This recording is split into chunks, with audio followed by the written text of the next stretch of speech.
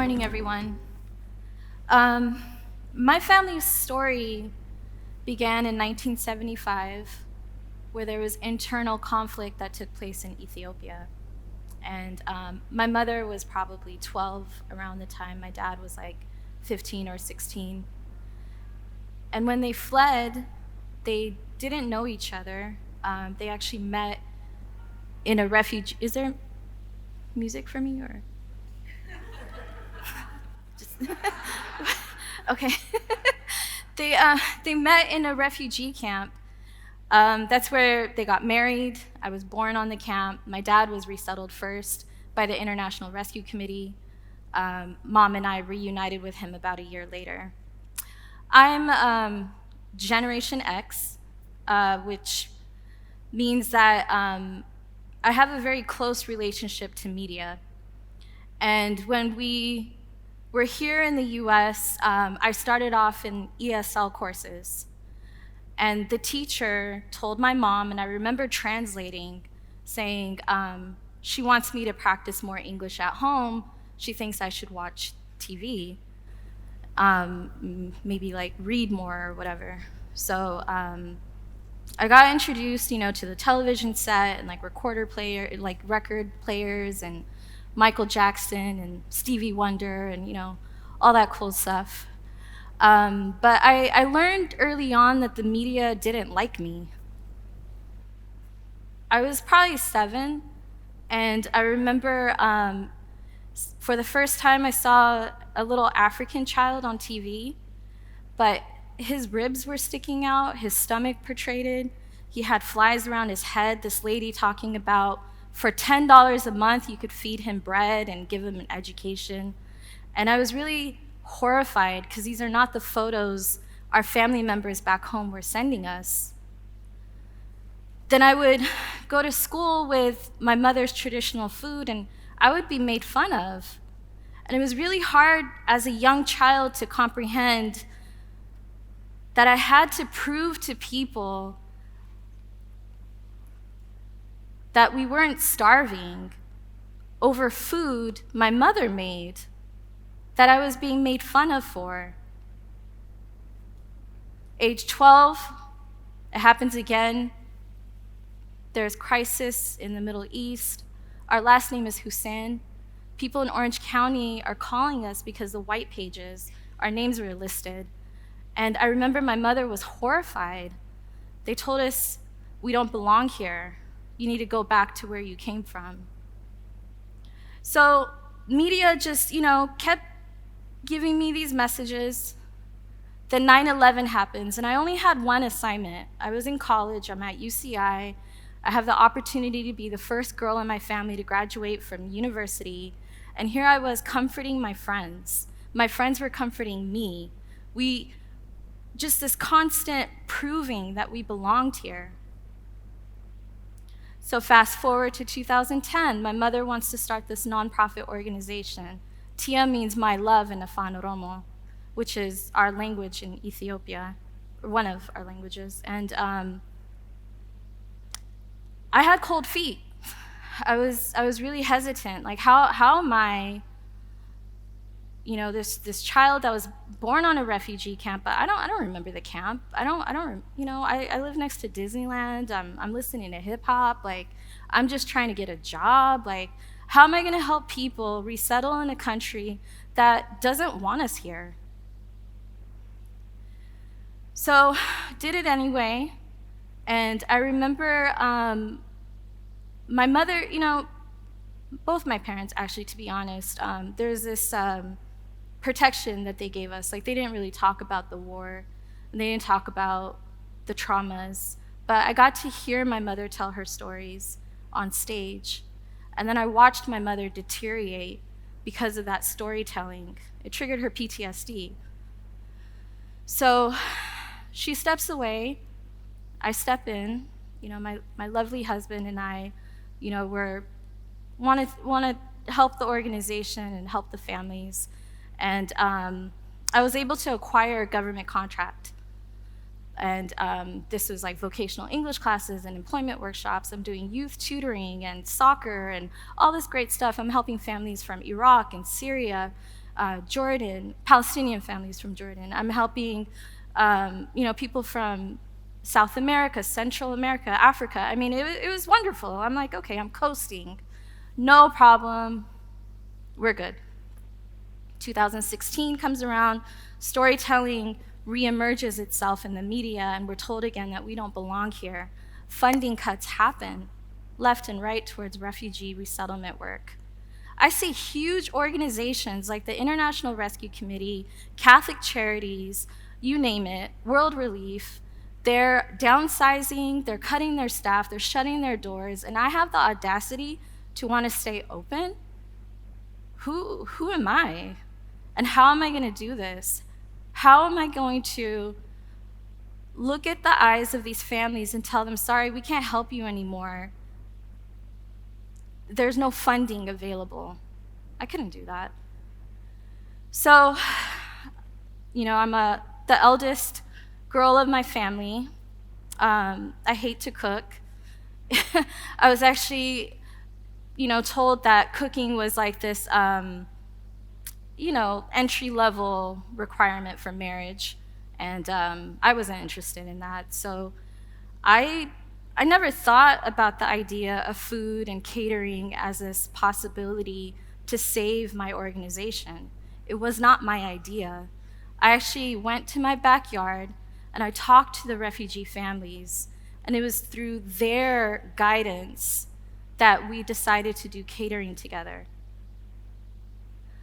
It was actually an asylum seeker from Egypt who said to me, Meymuna, you're gonna miss out on these apps, like Uber Eats and DoorDash. Like there's technology now, and you could do ghost kitchens and hire people to do the cooking. We have access to all these foods from different countries. Why not try it?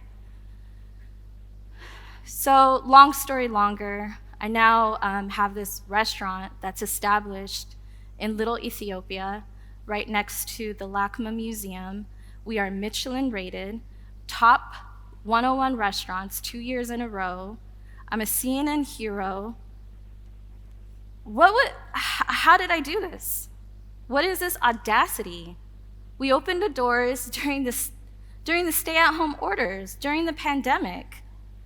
Big conglomerates are shutting their doors. They're not doing the restaurant thing. Nonprofit sector, I picked the two worst fields in America, restaurant and nonprofit, and I am a success story. And I want to give you the blueprint. How did I do it? And this is something I want to leave you with as a possibility. What I did was I sat down and I thought, okay, if I'm being told in the media that I'm not wanted here,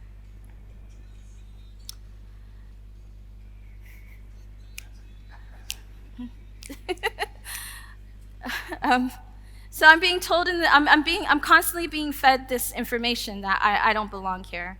But I work with people that are displaced. And a lot of us, we're not displaced because we fled war and violence and we're here to take jobs and opportunities.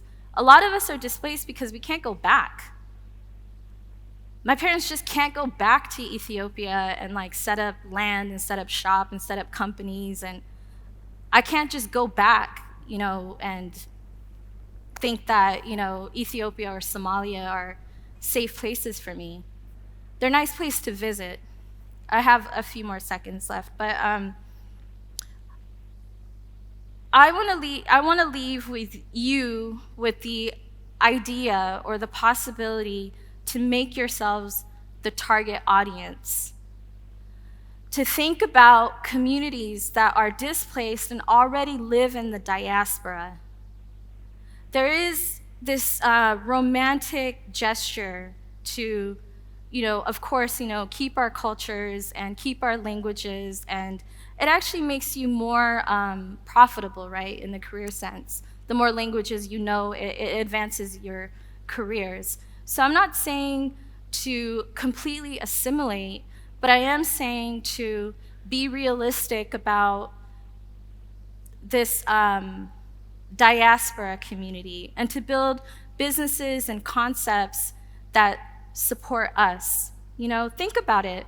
Think about summer camps, for example, that are language immersion, or think about storybooks for children written in English about navigating New York or Los Angeles and preserving, you know, home-cooked meals, or maybe cookbooks that are really easy for an 8-year-old child to know how to cook what grandma made. You know, there are ways where we could use our local culture here while also preserving our home countries. And I really think that we're a strong, resilient, financially successful group of people that are overlooked. So thank you for your time.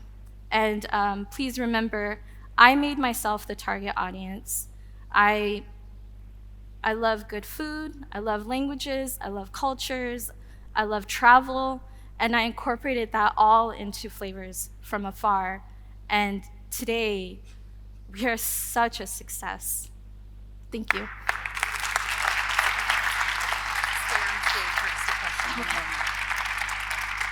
Wow, well, Meymuna, from ESL courses to being the first to graduate from college in your family to becoming a CNN hero, that is truly amazing. And by the way, I think every immigrant child that grew up in this country who had mom send ethnic food with them can relate to being made fun of.